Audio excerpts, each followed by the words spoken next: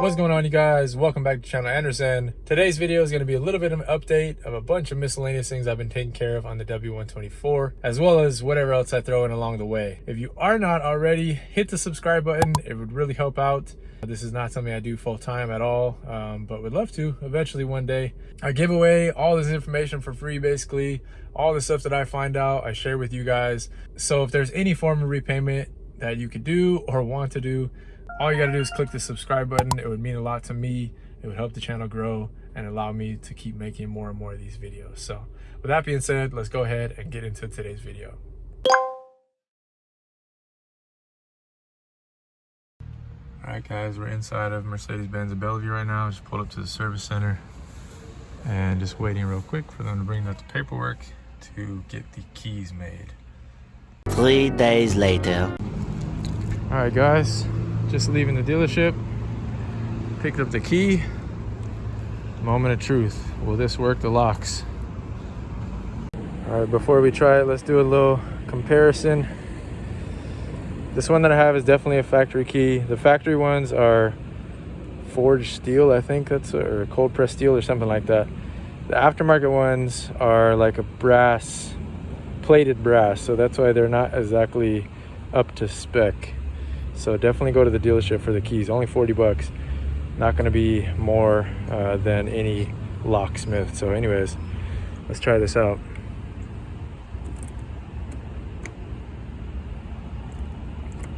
Oh boy.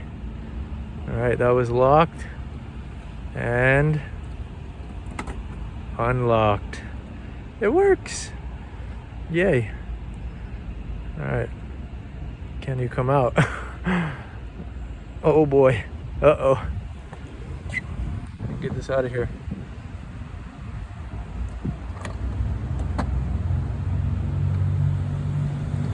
Are we stuck? There we go. Just fresh. All right, gonna have to try it out a couple times to get it unstuck.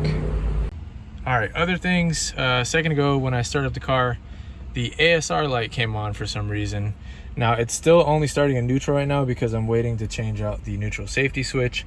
But I've still been driving it, just starting in neutral. But the ASR light came on, hadn't been on before, and I tried to start it in park and then I moved it into neutral and then started it, and it kind of made a weird sound on the starter. So I'm going to reset or check the codes in the engine bay right now just to make sure. It was still driving fine, but I'm going to try to clear them. I try to clear that check engine light, the code 25 for the knock sensor, you know, whenever it comes back anyway. So I'm going to do so now, and then we'll start it up and see if the ASR light is still on. All right, so key is in the ignition to full right position before starting. Hold the button down for 3 seconds, let it go, and you should get your blinks for your code. Oh, let me try that again. 1, 2, 3, stop. Let's see if we get our code. Huh. Okay, nothing. Let's hold this to clear. So that knock sensor code hasn't been there every time I check this, but it's still showing up on the dash every once in a while. So to clear the codes, you have to hold the key down, or hold the button down for, they say 10 seconds, but I just do about like 12 seconds for good measure. So I'll leave that there, and let's go ahead and take the key back down to position 0, and then I will start the car up. Let's move it into neutral. Turn music off.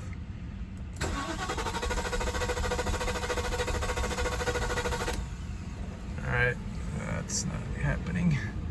Let's give it a little gas.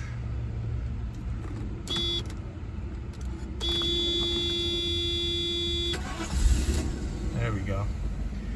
All right, so as I suspected, the ASR was a fault of something to do with me switching it around when I was messing it. Check engine light's still there, so I don't know, for some reason it wasn't registering, but 30-year-old car problems, you guys. I'm trying to solve them one at a time and as they resume. Figured I would throw this in whatever video that's going on right now. It's currently 110 degrees here. Thank goodness for rechargeable AC, because this thing has a small leak somewhere, so I usually fill it up every summer. But still works good. Fingers crossed, knock on wood. So definitely refilling. It is hot as heck outside right now.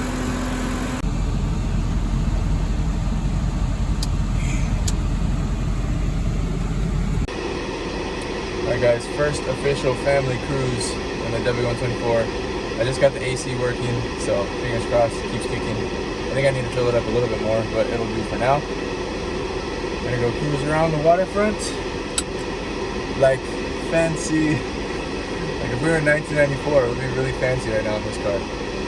Anyways, see you guys in a bit. Alright guys, in the W124, just got back from our little cruise. But a couple things I want to do. I got some clear side lenses for the front headlights. And I also got this little gear set for the odometer and the trip odometer, because I realized that the odometer is not working anymore. It's not a really big deal. I don't even know if the seller knew about it, because he just hadn't been driving the car. I kind of felt like it stopped working one of the days when I was test driving it, and the mileage lines up like on the Carfax and stuff, so it's not like it's gone a bunch of miles since it stopped working.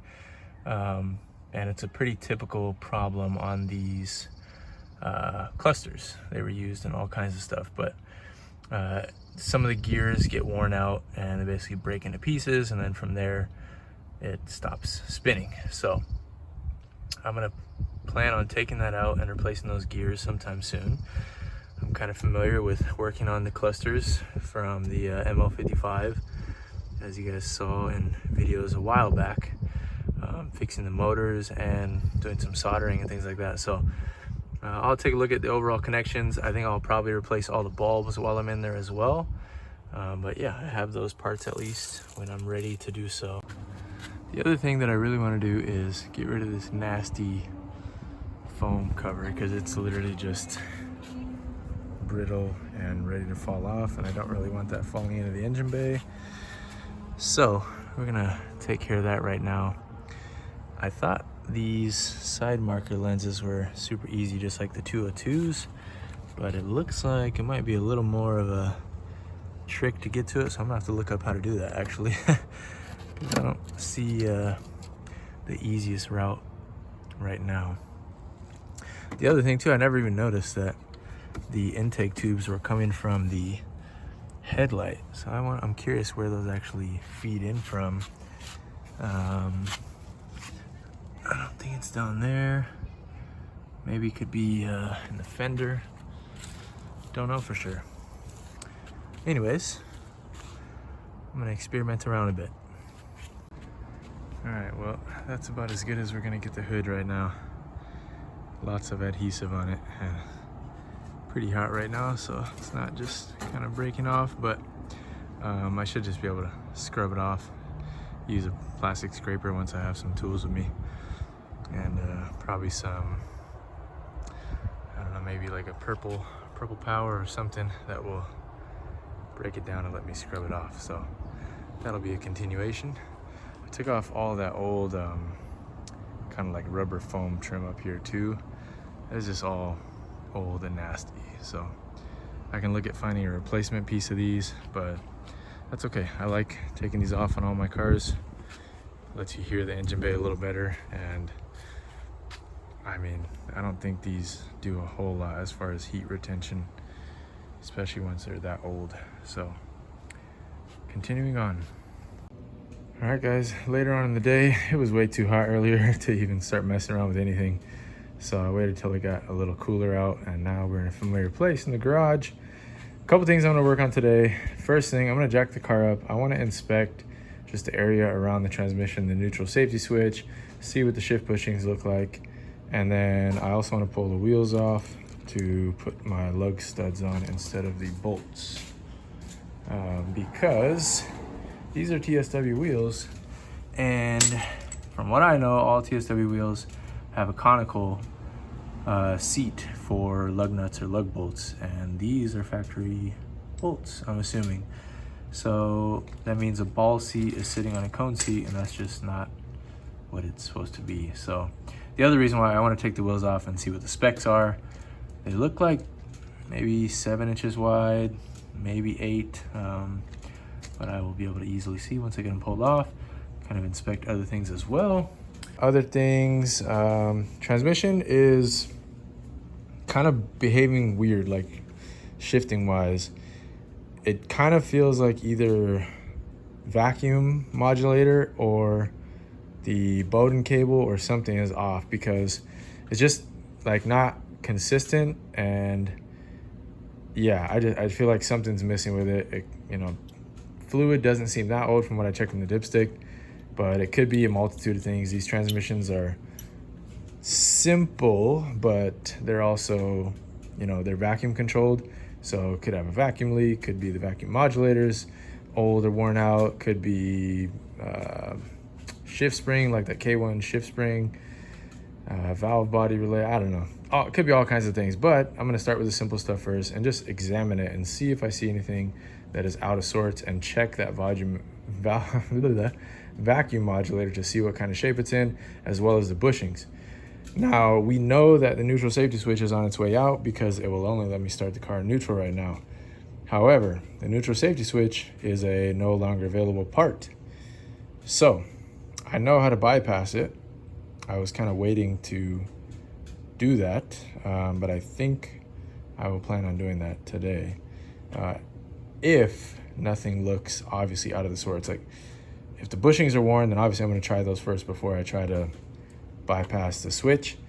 If not, if the bushings look good and the switch, everything looks normal, then I'm going to have to bypass it, because I'm not going to wait around to see if I can procure a new one or a used one. I'd rather just bypass it, because who knows, maybe this car, not saying anything for sure yet, but maybe in the future this will be manual swapped.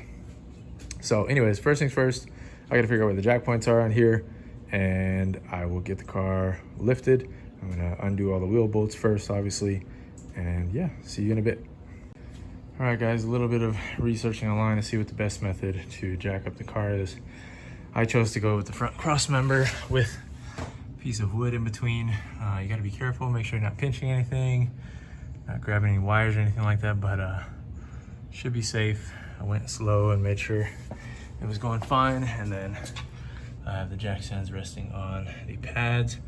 I just kind of gently let the jack down, so it still kind of has 3 places of force, and these are, you know, the safety, obviously.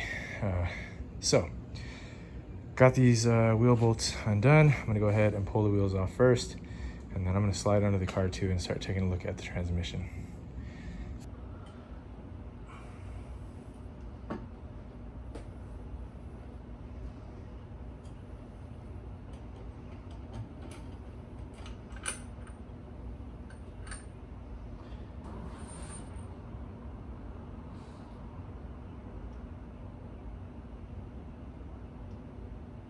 Yeah, it's definitely not a ball seat. Yeah, they felt real weird coming off too. You guys saw that. Like, normally you get the first couple threads off and they'll just come right out. But yeah, these don't look right, so I'm glad I'm doing this. Also, lots for future wheels to be a whole lot easier. Who knows if these are the right length or whatever else. So at this point, I'm considering this a safety issue that I want to take care of.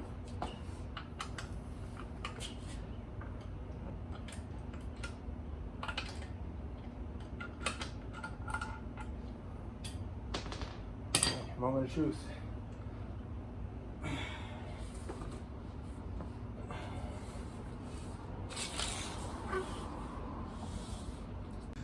All right, so let's see right here, 18x8 TSW ET 32, and let's see, load bearing is, it's like 1550. They do have the JW style, that's a good thing.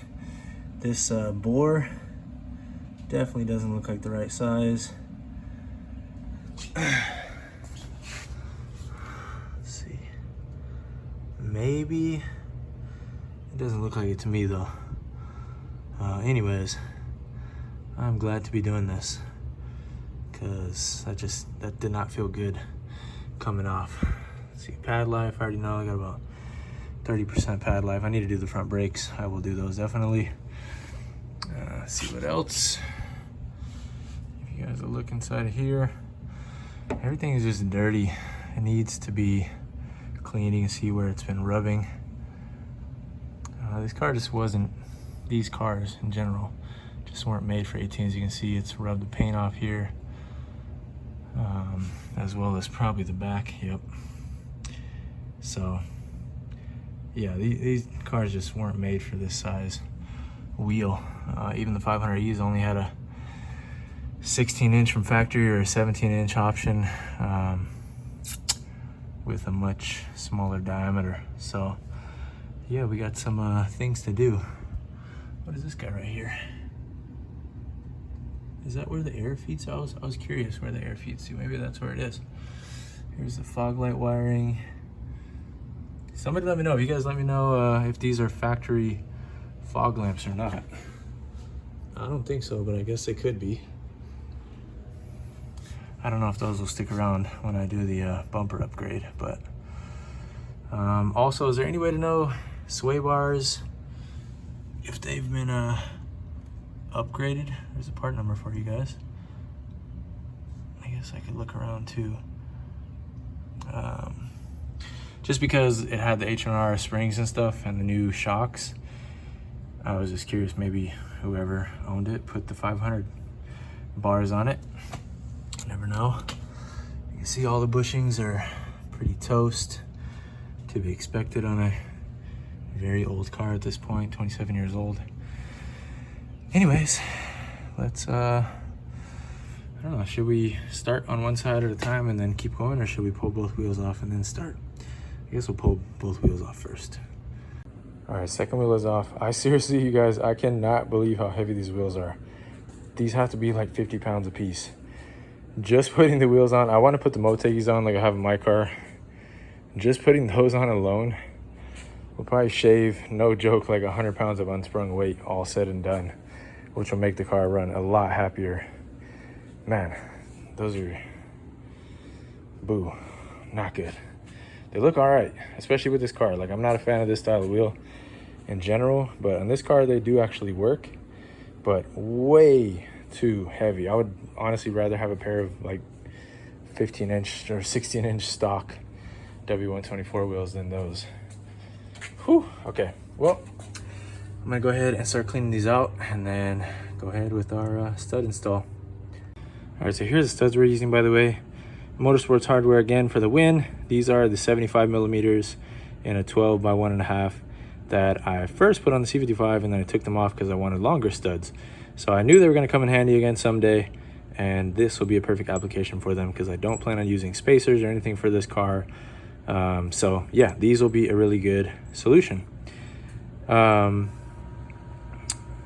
Basically, to put these on, if you guys remember, they have a little 5 millimeter Allen head in the front, and you only torque these down to about 25 foot-pounds once they're in. These do have some leftover Loctite on them. I don't even think I'll need to like scrub it off, but I'll try to. If there's like a couple of these have it kind of bad, so I'll try to scrape it off a bit with a wire wheel, and then, or a wire brush probably, and then I will re-thread lock it and go ahead and put them in. And yeah, it doesn't take too long. Here are the lug nuts that I got. These are off Amazon, same ones I got for the C55 before. I can't remember what the name of them are, like Ledim King or something like that. I don't know. I'll link them down below. They come with cheesy little graphics, but work really well. They've held up great on the C55, and they come with a special tool, so nobody's gonna be taking them off. All right, one side completed. Remember, you torque these down to 25 foot-pounds and use your choice of red or blue Loctite on them. I use just a tiny bit of red, permanent strength, and 5 millimeter Allen key for the front, and had it up to a torque wrench, 25 pounds. Like I said, I just put a screwdriver into the rotor fin. That way it doesn't move anywhere. Otherwise, if you have two people with you, you could obviously have someone step on the brakes while you're doing this. But yeah, let's move on to the other side. All right, second side done. And before I move on to the back, I'm gonna go ahead and start examining underneath, because I'm not gonna jack up all 4 sides at a time. Some people are suggesting to jack up by the rear diff, which is what I do with the C55, but this car is a lot older, and people are saying that those differential bushings weren't exactly meant to hold, you know, the weight of the vehicle by jacking it up. So instead of doing that, I'm probably just gonna jack up each rear one side at a time. And now, like I said, I'm gonna get on the back and slide underneath and see what's going on with the transmission. If I find anything interesting, I will show you guys what's going on.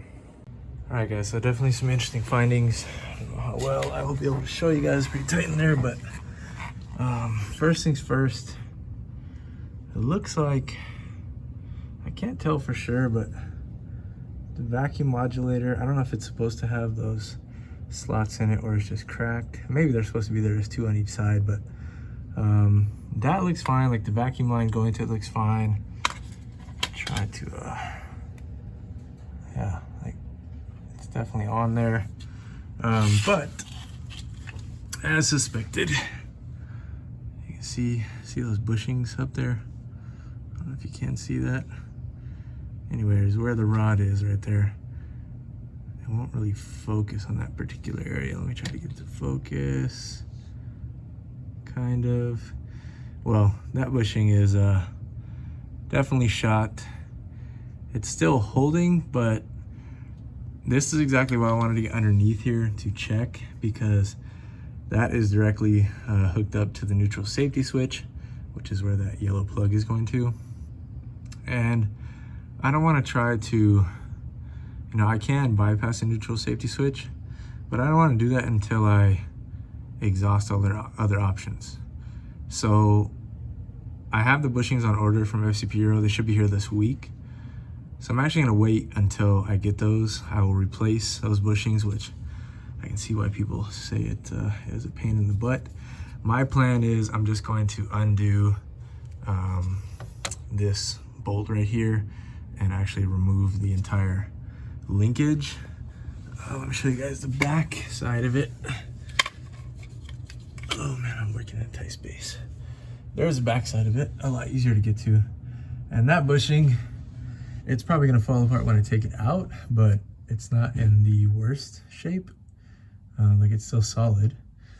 If I pull the rod, like everything still stays together, but there's definitely some play at the front end.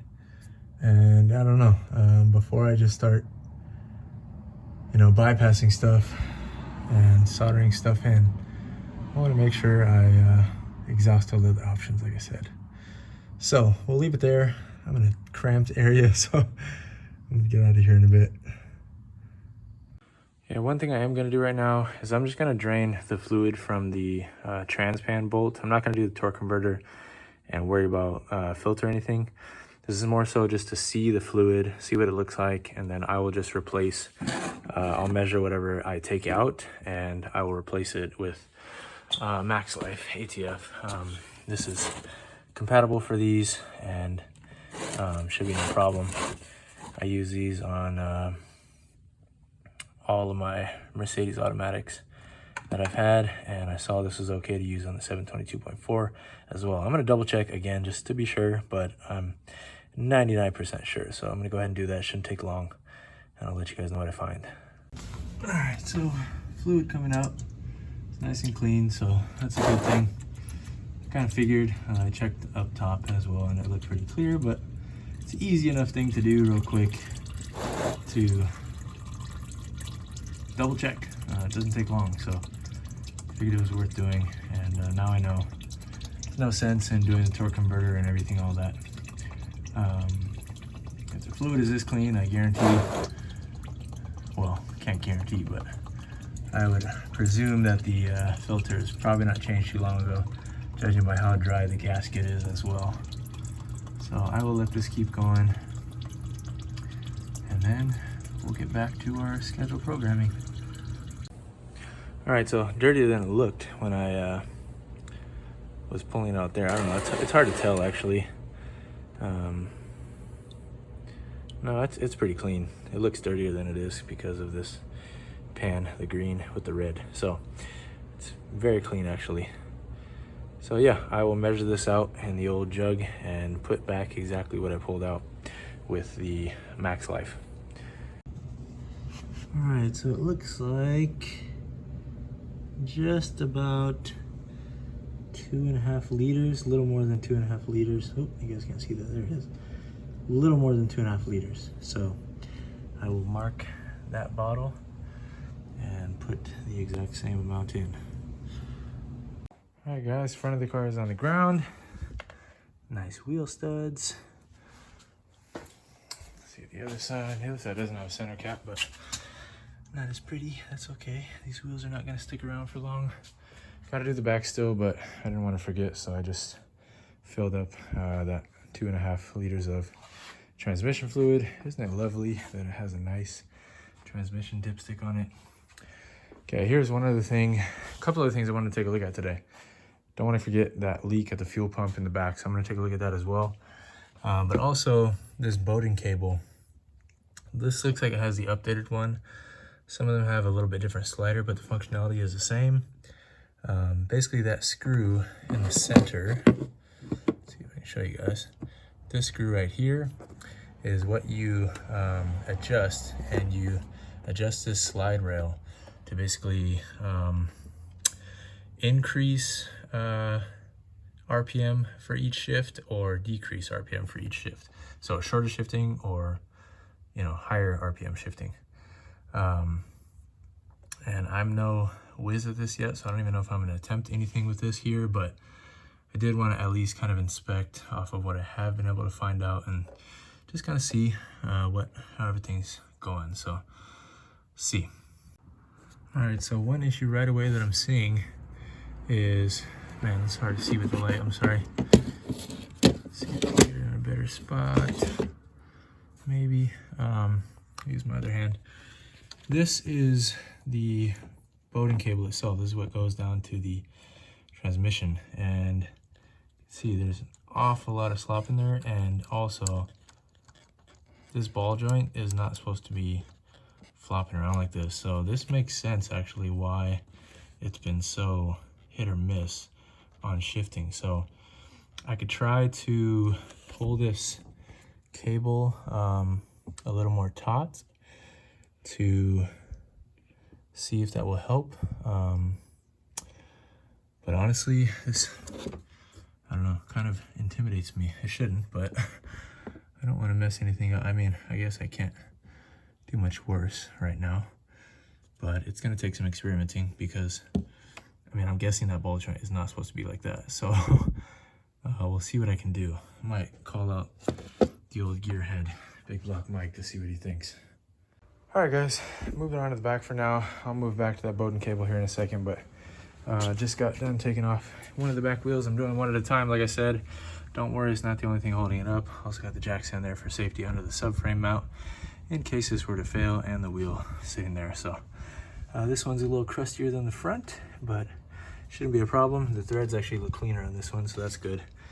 And these were the bolts that were being used here in the back. Very short, and you can tell they're got some corrosion starting on them. But anyways, these are a different style in the front. These are like the hollow.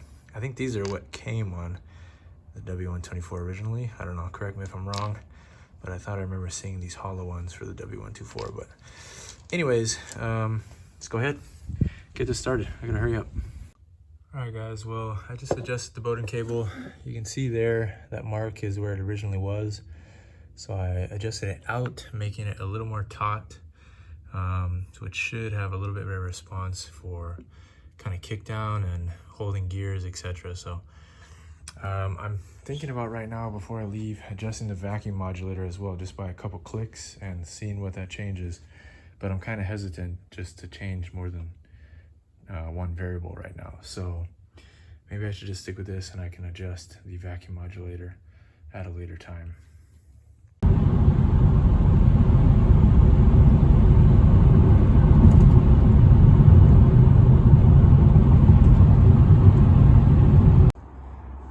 guys, this is the next day after the work last night. Wheel studs looking good. The car felt so much more solid and I was a lot more confident in it driving. That was the first time I actually taken it on the freeway. I've been up to those speeds, but I was definitely hearing like some wobbling on the front left wheel especially, and all that was gone after changing those, so really glad I did that.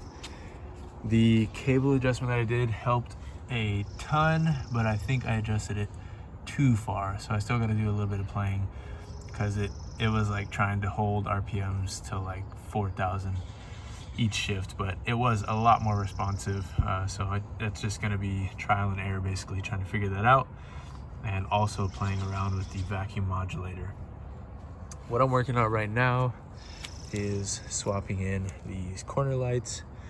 Very easy after taking a look at how everything slides in. This piece basically just slides straight down and covers up the back of the headlight. This car does have aftermarket xenon lights. They were nicely tucked in here. I just moved them out of the way, but you can tell this is done properly, and it has some, I don't know, looks like, you know, good equipment at least that it was done with. It has HIDs on the top and for the fog lights, so always something I could reverse if I wanted to, but they work pretty well and I'm happy with them, so I will leave them as is. But anyways, let's go ahead and swap these out and see what they look like. All right, so there's one. Now these have the orange bulbs in them, so I need to go walk over to the auto parts store and grab a couple bulbs, the clear ones. But there was the before and the after. Once it gets that clear bulb in there, I think it'll look pretty good. I'm still pretty torn. Like, I like the amber, but I like the clear too. I don't know, they're cheap enough. I can just grab a set of amber ones too and swap them out as I feel appropriate. All right guys, walking back, got the clear lenses. Luckily I got an auto parts store right next to me. I also got some electronic cleaner. I know it's gonna come in handy here soon. Got the socks and sandals for the win. Let's head back and get these plugged in. All right guys, well, those are what the clear corners look like. I'm not 100% sold yet. They do look good. If the grill was different, it might fit a little better, but they work. They do the job for now. Tried my best to resurrect the paint, but not looking so good. Mama, stop.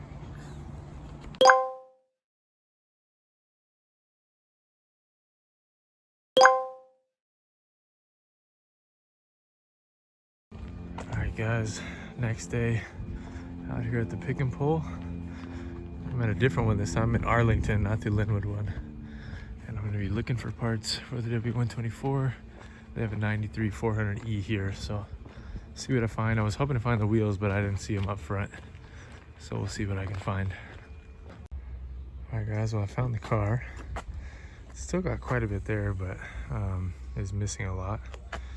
Two things I really want to check on were the wheels and these side plastic trims. This driver one is not terrible. It's better than mine, but not good enough for me to want to get.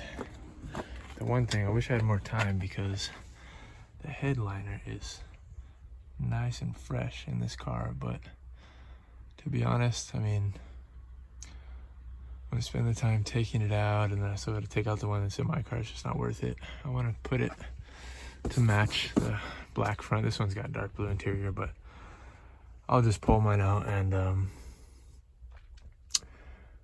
redo it myself. So I did a lot of miles, 322,000. Let's check out the motor. I did grab the gas pedal. Mine is a little broken at the bottom clip. This one is in good shape. And there is one factory wheel that was here, but I'm not gonna bother just grabbing one right now. I'd rather try to find the whole set. I don't know, maybe. Has an original harness in it. 91. So maybe 92, that's not worth grabbing. However, I do need one of these, so I think I'm gonna grab this expansion tank. This is a good find. This one's in pretty good shape. It's all solid, no cracking or anything. Definitely better condition than mine. Any other things I need out of here? Wish I had a Benz expert with me so I could know what's worth grabbing and what's not. Oh, actually, I could use these. These are the front engine covers. Grab those. They're a little bit broken, but probably fix them. All right, well, I'm gonna take a look around. I'll let you guys know what I pull off of here. All right, guys, I think that's gonna wrap it up. Just got those two distributor cap covers and the expansion tank. Not in the best of shape, but it'll at least give me a spare, something to work with. I think mine has broken tabs back here. This one's starting to crack a little bit, but it's in a lot better shape than mine still, so I'll keep that as a backup. I was hoping to find this center console slider too, but this one is shot. It was falling into pieces when I pulled it out, so I thought about trying to get this mechanism and making my own, but not worth the time. I'll keep my eyes peeled for another one to show up. I thought this was funny though. They put electrical tape over the check engine light, and they also had liquid moly, and they just had an oil change at 324K. So I'm guessing the odometer must have stopped working at 322 and they just kept track of it after that. But funny. Lots of history with these cars. This thing definitely lived a pretty thorough life, reaching almost 350,000 miles, approaching. It's not in bad shape. I mean, all things considered. Seats are like,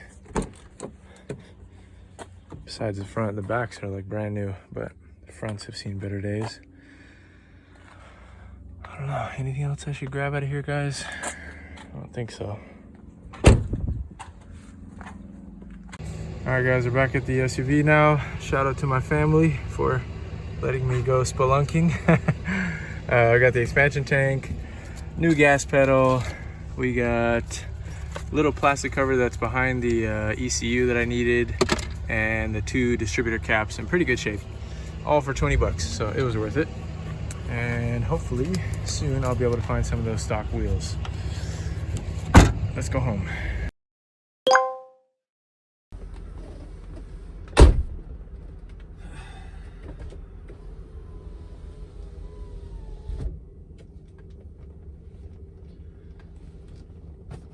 Alright, you guys, so you've seen the rest of the video from earlier. Was able to find a couple parts from the pick and pull, fix a couple little things and a couple little changes to the car so far. A lot more to come. I'm just waiting on parts, and I wanted to get this video out in time for you guys. But last thing that we'll do for the video, I wanted to show you guys just some driving of the car. You guys haven't seen this yet, and this car has been a joy to drive, so let's go for it. Let's go for a little cruise, and then we'll finish up the video.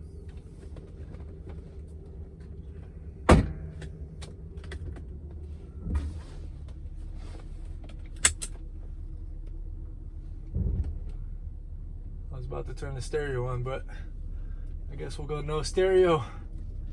Not trying to get copywritten.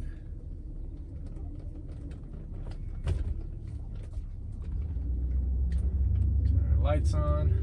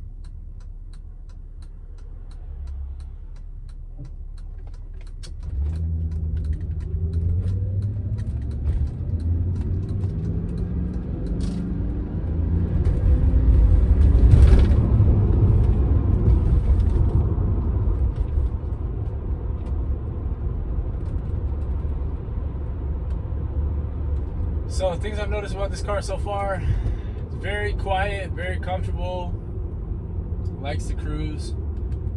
After I adjusted that Bowden cable, by the way, it made actually quite a bit of difference. I've since dialed it in a little bit more.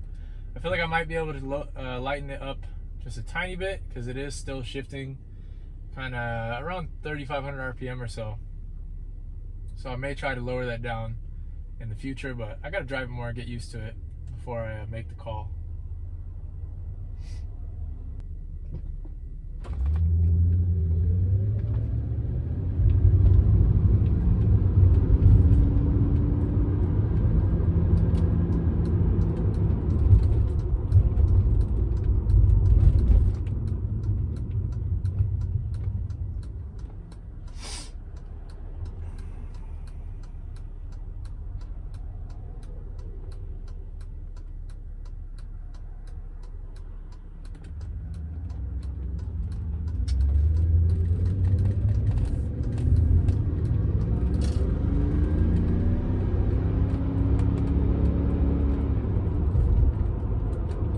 I still need to definitely adjust the cable. It's wanting to shift at like 4,100 RPM right now, so I'll have to bring that down a touch. The other thing that I have on order right now is all of the bushings for the shift linkage. They just haven't showed up yet. And then I also ordered a vacuum modulator just to throw a new one in there. I don't know if that one that's on there right now is original or if it's been replaced or not, but definitely something I would want to replace just in case, kind of as preventative maintenance. But other than that, I mean, adjusting the cable solved a lot of what I was experiencing. I was almost kind of worried about the transmission before I adjusted the cable. So I'm pleasantly surprised now, and I'm also fairly convinced that the neutral safety switch is probably not going out. It probably has to do with the bushings. If it's not finding the proper placement to get fully into park for the neutral safety switch to engage. So before I try to bypass that, I'm definitely going to replace those bushings like we talked about earlier in the video.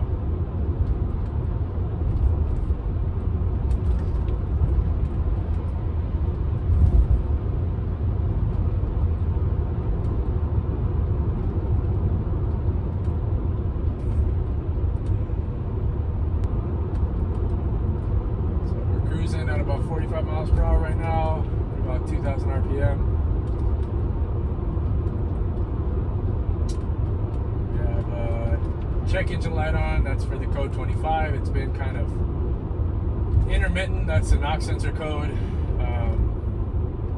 It goes off on its own sometimes, come back on its own. And the oil pressure light, which I know that one is for sure because of the wiring harness, the lower wiring harness. Because I can see it's pretty much gone at that point where it connects to the oil level sender. But oil levels are good and everything else is fine. That oil light will come on and off. But the coolant light, since I got it, the coolant light has gone off and it has not come back on, so knock on wood. But that side is looking up at least. Go ahead and pull into this parking lot and we'll do a quick little B-roll for you guys, walk around of everything that I've done so far, and wrap up the video there.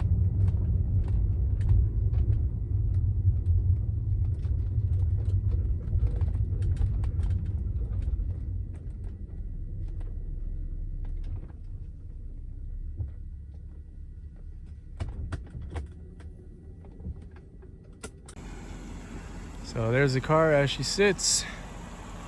Got the xenon lights going right now. So things that have changed so far, you guys know I put the clear corners on, and what else? Have the flat hood badge on right now. This is temporary just because I had it laying around. It's better than a broken flying star. I probably will throw a flying star on here eventually. The fog lights, one of them, this one's not working right now. I don't know if it's the xenon ballast or if it's just the bulb, so I got to look into that further. You can see it does have the xenon lights that somebody added in there at some time. The wheel studs, And what else? Anything else that I've changed or tried? I did try to wax this, and unfortunately it's not gonna get any better than this. It's very smooth, it's waxed at least now, but yeah, it's not gonna get any better without some paint, at least to my knowledge. If you guys have any suggestions, let me know, but I'm pretty sure this is just too worn through at this point. So this side is waxed, this side was not, but yeah, these two spots were the worst. These other two spots maybe could be recovered, but hard to say for sure. Anything else that I've changed? I don't think so, not yet, but much will come. Did get my fresh license plate on there. I do need to peel all of this old tint off of the back window.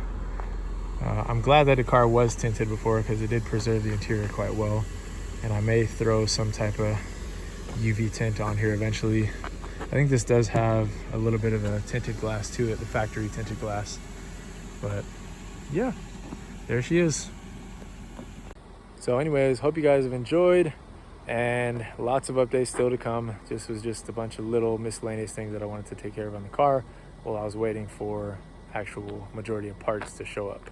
Things were slowed down a lot for shipping from FCP and from the other part suppliers I ordered from because of the whole heat wave situation. So next up, we got a bunch of parts to throw at this thing. Got to take care of this grill situation, either black it out or go back to chrome and see if I can find a flying star for it as well. But yeah, I'm really loving the experience of this car so far. I love every time I get to drive it. I don't know, it has a presence, it has a feel to it, and it's just a joy to drive. Very grateful to own the cars that I do and be able to pick this up. So yeah, that's it. I'll see you guys on the next one. Peace.